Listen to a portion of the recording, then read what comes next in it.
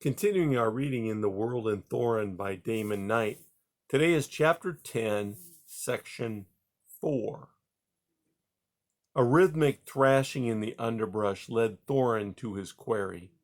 Transfixed by two arrows, in the body and in the wing, it lay tangled in spiky bushes, still trying to fly.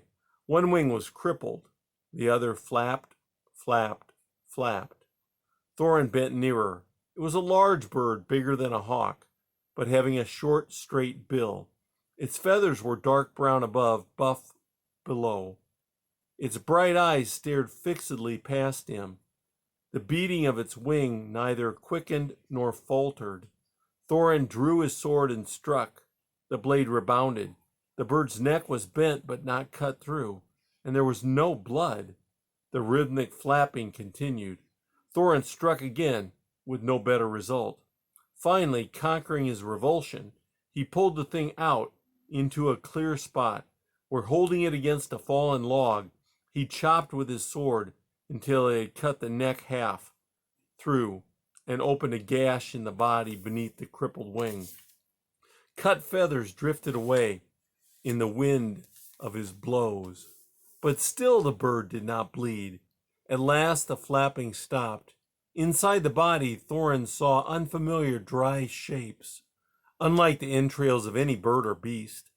He carried the carcass back to the clearing outside the city, and there, on a flat stone, gutted and dismembered it.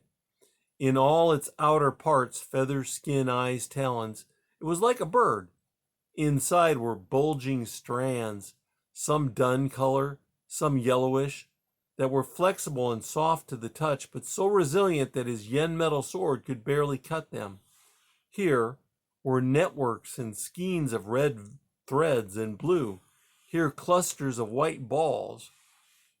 Box, what sort of bird is this? It is not any sort of bird. It is an engine. Thorinn fingered a skein of blue threads.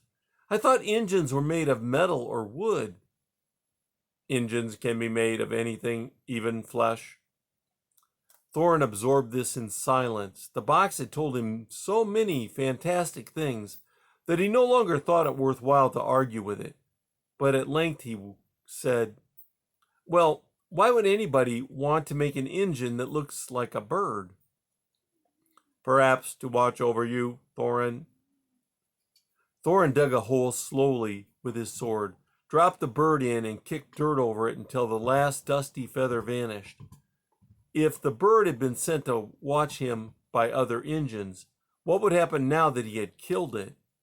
He climbed to his tower room by leaping from one outside balcony to another, a quicker and more direct route than going up the well inside.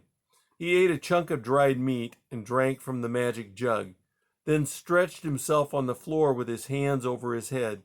Close to his ears there was a muted scrabbling and scratching, the sounds of the insects that lived on the false floor beneath the woven cords.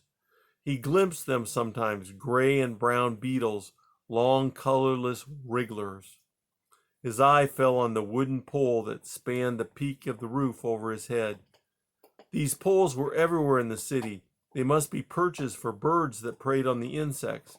As for the people of the city, Thorinn imagined them as winged too, tall men with dazzling white feathers like an eagle's, women soft as doves. Perhaps he drowsed. At any rate, he came to himself with a start. Under him, the floor vibrated in short, sharp jolts. A distant sound came up the well below. Thorinn leaped up, saved himself from floating away by grasping the floor cords with one hand, then with his toes.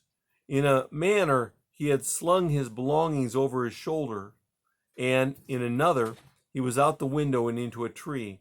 He clung to the branch and listened. At first he heard nothing unusual. A waterfowl squawked somewhere.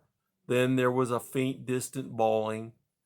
These sounds and others grew in a few moments to a babble of voices. Thorinn had never heard anything like it.